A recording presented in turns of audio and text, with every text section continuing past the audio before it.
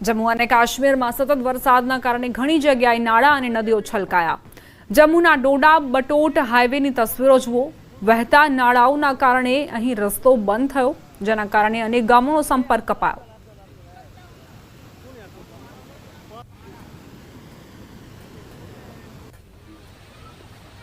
વાત હવે કરવી છે મધ્યપ્રદેશની। ભારે વરસાદના કારણે ગ્યાસપુરના દુર્ગા ચોક ખાતે એક શાળાની વિદ્યાર્થીની તણાઈ ગઈ।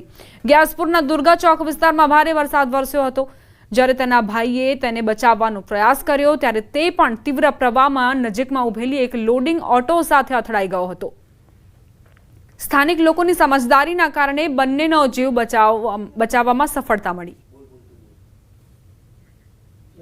અતિ ભારે વરસાદ બાદ આખરે કેવી સ્થિતિ સર્જાઈ છે તે આ દ્રશ્યો પુરાવો આપી રહ્યા છે। ભારે વરસાદ શું વરસ્યો, એક વિદ્યાર્થીની આ જે પ્રવાહ છે તેમાં તણાવા લાગી। તેના ભાઈએ તેને બચાવવાનો પ્રયત્ન કર્યો તો તે પણ એક લોડિંગ ઓટો સાથે અથડાયો। જો કે સ્થાનિક લોકોએ તાત્કાલિક સૂઝબૂછથી આ બંને ભાઈ બહેનને બચાવી લીધા। તેમના પ્રયાસો સફળ રહ્યા।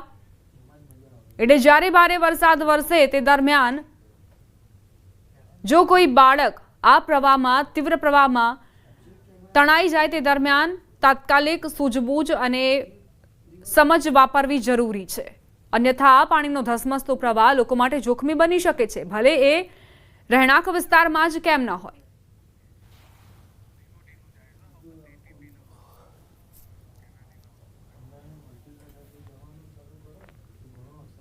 જબલપુરમાં વરસાદના કારણે ગટરની બાજુમાં બનાવેલી બાઉન્ડ્રી વોલ તૂટી પડી। 2 વર્ષ પહેલા મ્યુનિસિપલ કોર્પોરેશન દ્વારા બનાવવામાં આવેલી આ બાઉન્ડ્રી વોલ, જેની સાથે ત્યાં પાર્ક કરેલી કાર પણ ગટરમાં પડી ગઈ। આ અકસ્માતમાં કોઈ જાનહાનિ નથી થઈ, પરંતુ કારને ભારે નુકસાન થયું હતું।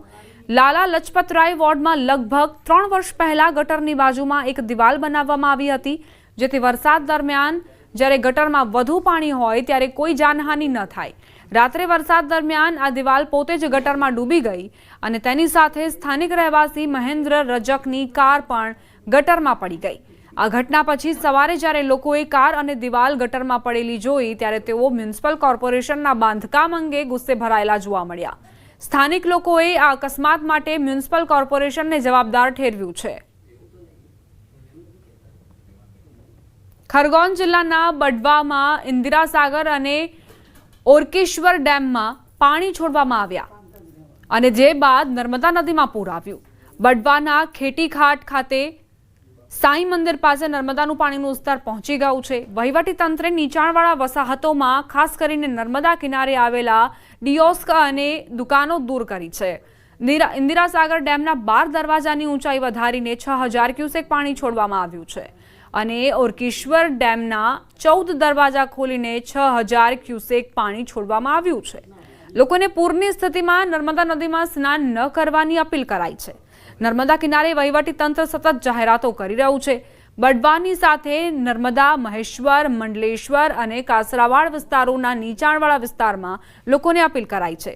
જિલ્લામાં સતર્કતા રાખવામાં આવી રહી છે। નર્મદાના દરિયાકાંઠાના વિસ્તારોમાં પોલીસ, હોમગાર્ड्स, ડ્રાइवर्स, एसडीआरएफની ટીમો તૈનાત છે।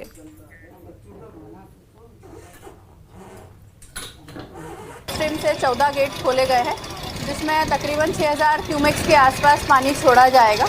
अभी जो लेवल है साई मंदिर तक आ गया है और जो आगे जो लेवल बढ़ेगा वो थोड़ा आगे तक होगा, उसकी हमारी तैयारी की गई है। सुबह से लेकर अभी तक जो है यहाँ पे पुलिस के जवान तैनात है। एसडीआरएफ की टीम तो लगातार यहाँ पे है ही, और जो यहाँ के लोकल गोताखोर है, यहाँ के लोकल नागरिक हैं, वो भी यहाँ पे काफ़ी एक्टिव है। उनके थ्रू भी इन्फॉर्मेशन मिल जाती है और वो भी इस चीज़ में हम लोगों का बहुत सहयोग करते हैं। મધ્યપ્રદેશના શિવપુરી જિલ્લાના બદરબાસના મંગરાઉરા ગામમાં ભારે વરસાદના કારણે કોઝવે પર એક ખાનગી સ્કૂલ બસ તણાઈ ગઈ। ગ્રામજનોએ પોતાનો જીવ જોખમમાં મૂકીને બધા બાળકોને સુરક્ષિત રીતે બહાર કાઢ્યા। આ સ્કૂલ બસમાં 20 બાળકો બિજરૌનીના હતા અને 10 બાળકો મગરોરાના હતા, જે બધા સુરક્ષિત છે। બદરબાસમાં સીએમ રાઇઝ સ્કૂલ કેમ્પસમાં પાણી ભરાઈ ગયા। સીએમ રાઇઝ સ્કૂલ જનપદ પરિસરના કેમ્પસમાં વધુ પડતું પાણી ભરાઈ જવાના કારણે શાળામાં ફસાયેલા બાળકોને ખૂબ જ મુશ્કેલીથી બચાવાયા। કહેવાય છે કે બાળકો શાળામાં ફસાયેલા હતા અને લાંબા સમય સુધી રડી રહ્યા હતા, જ્યારે અન્ય શાળા સ્ટાફ, જનપદ સ્ટાફ આજીવિકા મિશન સ્ટાફને આ વાતની જાણ થઈ ત્યારે તેઓએ બાળકોને તેમની પીઠ પર બેસાડીને સલામત સ્થળે લઈ જવામાં આવ્યા। જિલ્લામાં ભારે વરસાદના કારણે બુધવારે ખાનગી અને સરકારી શાળાના બાળકો માટે રજા જાહેર કરી દેવાઈ છે।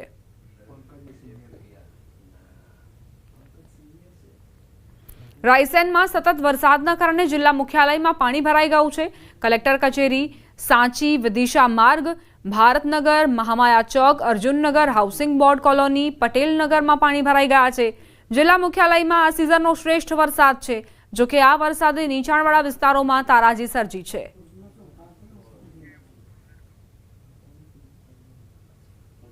मैं इस वक्त मौजूद हूँ रायसेन कलेक्ट्रेट कार्यालय में। आप देख सकते हैं किस तरीके से यहाँ पर जो है बारिश का पानी यहाँ पर कलेक्ट्रेट कार्यालय के आसपास भी यहाँ पर भरता दिखाई दे रहा है। जो कलेक्ट्रेट का जो इलाका है यहाँ पर कहीं ना कहीं नदी की तरह यहाँ पर नजर आ रहा है। जो पानी है वो यहाँ पर भरा हुआ है। आप तस्वीरों में देख सकते हैं अधिकारियों की जो गाड़ियां हैं वो भी यहाँ पर जो कलेक्ट्रेट कार्यालय की बिल्डिंग के ठीक पास में ही खड़ी की गई, क्योंकि जो अधिकारी हैं वो यहाँ से गाड़ी लगने के बाद जो पार्किंग में लगाने के बाद पैदल नहीं पहुंच सकते, जिसके चलते यहाँ पर पानी भरने के कारण वो भी गाड़ियां भी यहाँ पर जो है बिल्डिंग के पास ही यहाँ पर लगी दिखाई दे रही हैं। तो कहीं ना कहीं बैरिकेड देख सकते हो आप, यहाँ पर कम से कम 1-1.5 फीट यहाँ पर डूबा हुआ है जो पानी है, जो यहाँ पर जलभराव देखा जा रहा है। रायसेन जिले में लगातार यहाँ पर बारिश के चलते अस्त व्यस्त जीवन बना हुआ है और रायसेन कलेक्ट्रेट कार्यालय की हम बात करें तो यहाँ भी पानी भरा दिखाई दे रहा है। दिनेश यादव, न्यूज़ 18 रायसेन।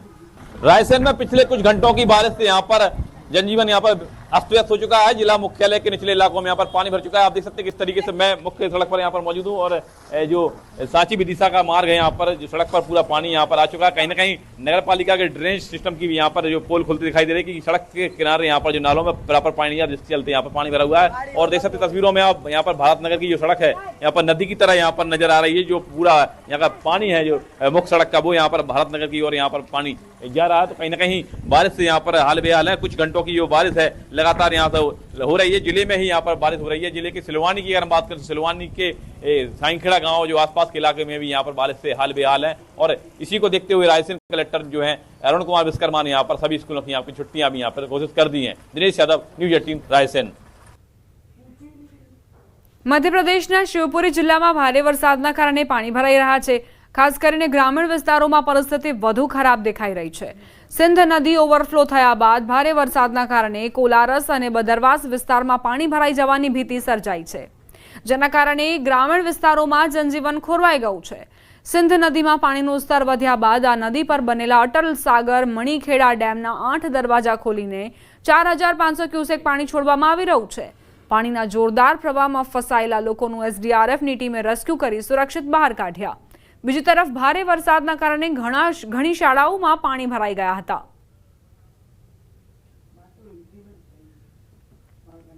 મધ્યપ્રદેશમાં ભારે વરસાદે તબાહી મચાવી છે। કિલાવાની નદી પરનો કોઝવે પાર કરતી વખતે પાણીના જોરદાર પ્રવાહમાં કોળા ભરેલી ગાડી તણાઈ ગઈ।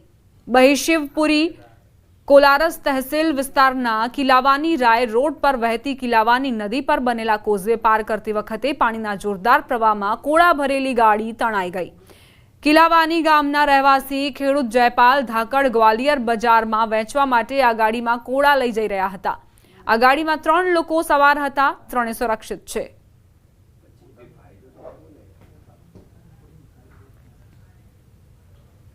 મધ્યપ્રદેશના શિવપુરી જિલ્લામાં સતત ભારે વરસાદના કારણે વિવિધ વિસ્તારોમાં પાણી ભરાઈ ગયા છે અને પૂર જેવી સ્થિતિ સર્જાઈ છે। કલેક્ટર રવિન્દ્ર કુમાર ચૌધરીના નિર્દેશનમાં जिला વહીવટી તંત્ર સંપૂર્ણપણે સક્રિય છે। એસડીઆરએફ અને હોમગાર્ડની ટીમો રાહત અને બચાવ કામગીરી માટે વિવિધ અસરગ્રસ્ત વિસ્તારોમાં સતત કાર્યરત છે। આજે જિલ્લાના ઇન્દાર તહેસીલમાં સ્થિત જારમાઈ ગામમાંથી કુલ 20 લોકોને સલામત સ્થળે ખસેડવામાં આવ્યા હતા। તેવી જ રીતે કોલારસ તહેસીલના સજાઈ ગામમાં બચાવ કાર્ય પૂર્ણ થયું છે। તે જ સમયે નરવર તહેસીલના સગૌલી અને સુદાપુરા ગામોમાં રાહત ટીમ દ્વારા બચાવ કાર્ય ચાલી રહ્યું છે। તહેસીલ બદરવાસમાં ફસાયેલા 6 બાળકો, 2 મહિલાઓ અને 1 પુરુષને સુરક્ષિત રીતે બહાર કાઢવામાં આવ્યા। આ ઉપરાંત બિજરૌની ગામે ફસાયેલી 5 મહિલાઓને બહાર કાઢવાનો પ્રયાસ કરાઈ રહ્યો છે।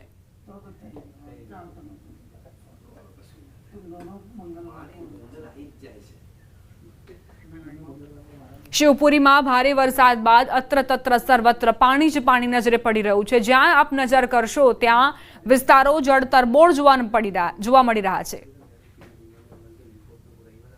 આ તરફ બાવડા પંથકમાં વરસાદના વિરામ બાદ પણ જળબંબાકારની સ્થિતિ। બાવળા તાલુકામાં આવેલા રૂપાલ ગામમાં ચોતરફ પાણીનો પહેરો છે। પાણીના ઉકેલ માટે કોઈ ઉપાય નથી। છેલ્લા 4 દિવસથી લોકો પાણીમાં રહેવા મજબૂર બન્યા છે। રૂપાલના 10 ઘરના લોકોને સ્થળાંતર કરવાની ફરજ પડી છે।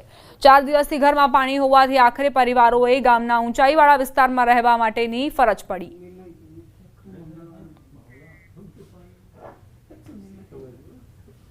બાવળાના રૂપાલ ગામ તરફ જવાના રોડ ઉપર અત્યારે અમે છીએ અને મારી પાછળ જુઓ તો એટલું બધું પાણી ભરાયેલું છે કે અહીંના લોકો છે મહા મુસીબતે આ પાણીમાં રહેવા માટે મજબૂર બન્યા છે।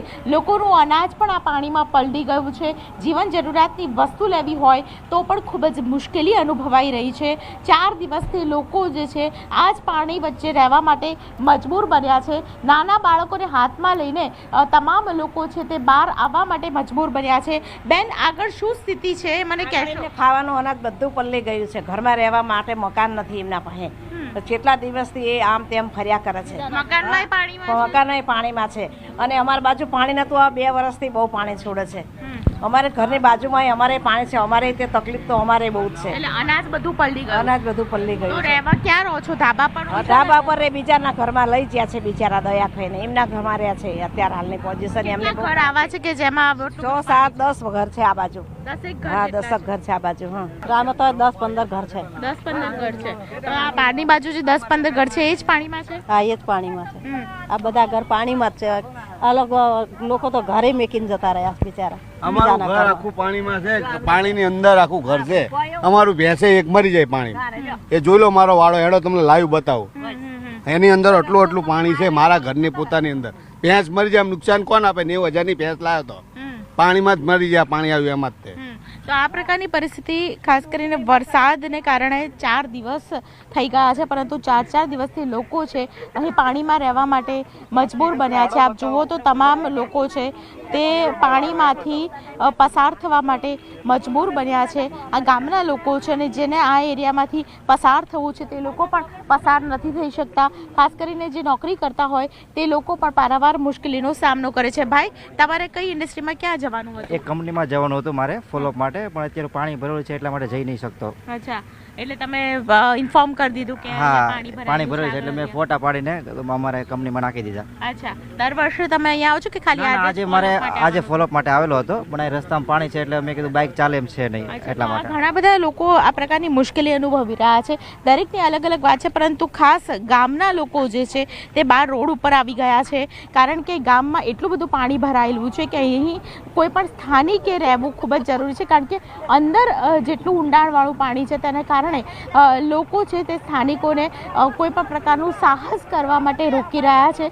અહીં નાના વાહનો છે તે દેશ જઈ ન શકે તેવી પરિસ્થિતિ છે। આ મુખ્ય માર્ગ છે અને ડાબી બાજુ ગામનો માર્ગ છે અને ત્યાંથી માત્ર ને માત્ર ખાલી ટ્રેક્ટર આવી શકે છે। આખું ગામ છે તેમાં પાણી ભરાઈ ગયું છે અને હજુ પણ પાણી નિકાલનો કોઈ પણ નિવેડો નથી આવ્યો।